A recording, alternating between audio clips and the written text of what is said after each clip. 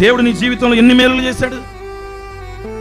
మనకు ఎదురవుతారు కొందరు, నాస్తికుడు, ఆస్తికుడు. నాస్తికుడు అంటే ఎవడంటే దేవుడు లేడంటాడు. వీడు బ్రతుకుతానే ఉంటాడు, మేలు పొందుకుంటానే ఉంటాడు, దేవుడు మాత్రం లేడంటాడు. వీడు నాస్తికుడు. ఆస్తికులు ఉంటారు, వీళ్ళు ఏంటంటే దేవుడు ఉన్నాడు. మరి ఈ రోజున మన స్థానం ఎక్కడుంది? దేవుని ద్వారా మేలు పొందుకుంటాం, దేవుని గురించి తెలుసుకున్న వారే.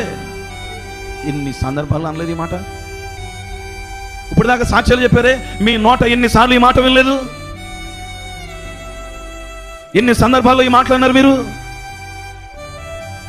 ఆదాము పాపం చేశాడు, ఆ పాపము పాపము పాపము మనందరినీ నడిపిస్తూనే ఉంది. చావు అనేది ఒకటి ఉందని అందరికీ తెలుసుగా.